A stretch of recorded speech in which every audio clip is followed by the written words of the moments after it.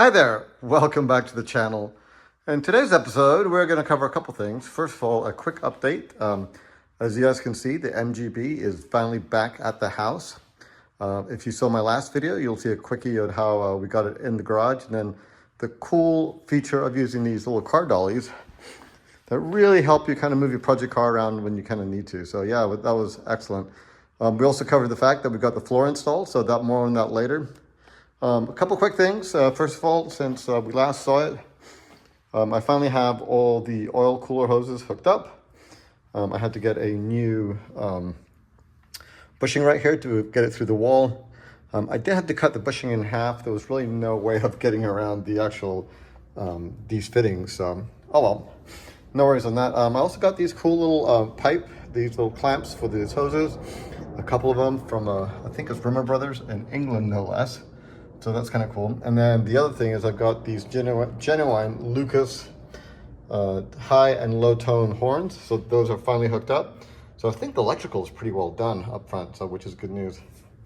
So in today's episode, we're going to cover two things. First of all, I may have mentioned this, I can't remember, but when I tried to put the oil spinner, the oil filter on the adapter over there, I found out that it interferes, believe it or not, with the starter.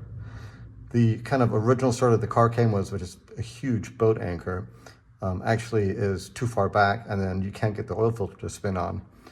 So anyhow, guess what that means? I had to go buy a new starter. So we'll talk about that in a little bit. And then I also, I think I've mentioned before, I was going to put an electric fan on it. So more on that. So hang tight and let's go check it out. Hey, what you see right now is my table full of MGB projects. The seat frames, that's the topic for another day, but the two major items of interest here are two things. First of all, from pretty much, I think there's a company called Classic Car Performance. I bought this half size high torque starter for the MGB. I mean, I kid you not, it's a fraction of the size of the other one. It's supposed to greatly improve its starting abilities, use less juice, and also let me go ahead and use my oil filter, which would be good. And then I decided to go as a Revotech fan from, actually I bought this at Rimmer Brothers. They were the cheapest. I was gonna go the whole Amazon route, but what they did not really have was a good way to mount it other than through the radiator. And I'm not sure, just didn't sound like a good idea. I wanted something more solid than that. So this came complete with a 10-inch fan, all the mounting hardware, the thermostat, an extra hose. So I kind of decided to go that route. It was a little expensive. Obviously, Amazon would have been a lot cheaper, but I think at the end of the day, this will be a better solution. So really, so the first thing I'm going to do is I'm going to install the fan, and then after that, we'll put the starter in. I'm not sure if there's going to be a whole lot of video of the starter going in. It is super cramped to get that in there, so it's hard to really film anything. And I'll just do a couple of small kind of minor updates on the actual fan install. So great. Okay, so first step really in the fan install is basically unbolting the top and bottom bolts from this cross member over here for the radiator, and installing these longer bolts with these little sleeves on it. The challenge right off the bat is that the type of radiator that's in here actually necessitated the use of spacers. So the previous owners put these big giant nuts as a spacer so you can offset the radiator cap and actually open it. So now the issue is that you've got to still tie the radiator back down to the wall here. If I put another nut over here, I'm not going to have anything protruding over here. So right now I'm going through and basically taking out the spacer down here and putting basically a washer and a nut so that way this is still solidly attached and it's not relying on this to hold it. The challenge right now for that is, first of all, I'm out of nuts. These fine threaded nuts are just killing me. I have regular threaded nuts, but the fine threads are in low supply. So a quick trip to the hardware store before I can continue with this. And then the other challenge is trying to get the whole mess down to some of these other, at the lower extremities. I got the two upper ones done. The lower extremities are going to be a little bit more fun just because there's not a whole lot of room to stick your fingers in there. And then the other thing is, if I was super smart, I would just take the radiator out and take care of it ahead of time, but who says I'm super smart? So anyway, it is all good. So anyway, so that's where we stand with that. So next steps, so a quick trip to the hardware store, and then we'll be right back. Awesome. Okay, just to prove that I'm not afraid to own up to my mistakes, I started thinking about it. It's like, wait a minute, what does putting this bolt here to the support going to do holding the radiator in place? I mean, it's going to make this bolt a little bit more secure for sure, but it doesn't really provide any support for the radiator. So what I really should do is I should go cut all these tubes down to the size of a nut to take the width of a nut out, etc., etc. Or I could say, to heck with it. The radiator is still being supported pretty well with these two bolts over here. And also, by the time you get the shroud on here and everything, they'll provide support there also. This sucker right now is rock solid. So I think I'm just going to forego that and just continue with the assembly of the fan. Most likely that's going to make the most sense at this point in time. So anyway, I said I'm not afraid to own up to my mistakes, as you actually have seen in the past. So anyway, be curious to know how many of you guys figured that one out. Okay, let's get going. So I have got the fan temporarily installed. So basically the nuts are on, but they're not tightened yet. So look at it, looks like it's pretty good. I mean, it's got some semblance of some shrouds. Obviously, modern vehicles would have a little bit more ducting, I guess is the best way to describe it, to kind of force the air to hit the whole entire radiator.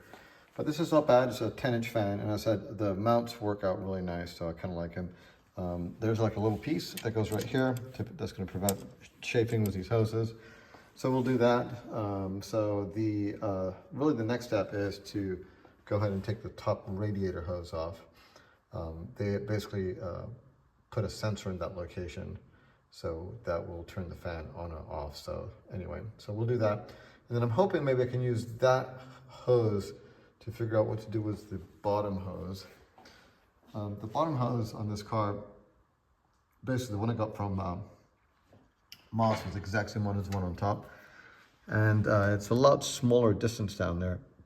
So anyhow, I need to figure out what to do. I ended up cutting the other one, and it almost got to be a point where it was just not good because I had to kind of get into the ribs and some other stuff. So now that I know the size, I'm going to compare the two. So once I take it off, we'll check it out. Okay, great. So the next step is let's get the bits and pieces out for the thermostat. They're laying over here on the table. So my last bits and pieces for this. So we have, here is where the temperature gauge is at.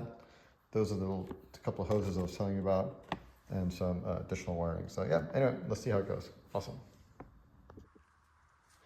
So we have the radiator more or less installed, the radiator fan. So it looks really good. I'm pretty happy with it. I think it's definitely worthwhile going with the actual fan that has the mounting for the car. So it's very nice. I mean, it's pretty sturdy. Has full adjustability. Therefore, I was able to kind of get a nice coverage of the whole entire fan. And the radiators, as you notice, there's a very little gap up here. It's got a decent shroud. So yeah, it's good. I also have the thermostat for the on-off switch kind of on there. That's actually, I guess, adjustable to different temperatures. That's a little screw guy. I have the relay kind of installed down here. Looking for a fused power supply that works with the ignition key. So there's a couple on my fuse box. I have kind of the, I don't know, Lucas style fuse box. Unfortunately, on the fuse side, I don't really have anything that I can tie into. Really, it's the green and the purple wires, but unfortunately, they're pretty well taken up. The white wire on this side, which is what hooks up to the green on the other side, I could hook it up on this side of the fuse box. I would just have to run an independent fuse at that point in time, which I may end up doing. So anyhow, yeah, so all that's really left to be done is to basically wire this thing up. Right down there at the bottom, there's a connector for the fan. So yeah, not a problem. And then the next fun thing is going to be trying to figure out what to do with our good friend, the starter, and exactly how it's going to mount. Haven't quite gotten that figured out yet either. So anyway, we'll keep going. Awesome. So got the old starter out and have it right next to the new starter. Holy cow, what a difference in size. Definitely the new starter is a lot more compact.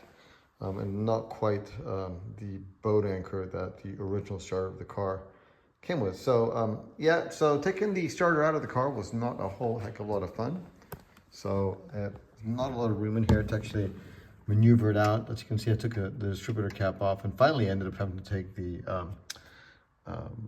oil spinner adapter off completely to be able to get that big giant guy out of there. So anyhow, so we'll have to see. It looks like the hole patterns are identical, which is good. I'm hoping I don't have to redo anything with all my wires, which I had originally set up lengthwise for the old starter. So we are about to find out, as the saying goes. So anyway, that's good. I did finish up on the radiator side, so it's pretty much now done. I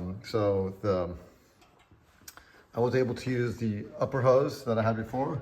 As you can see down there now, it's part of the lower hose, so I was able to cut it evenly on both sides. So that's good. I'm happy about that. So I was trying to figure out where to buy a new hose.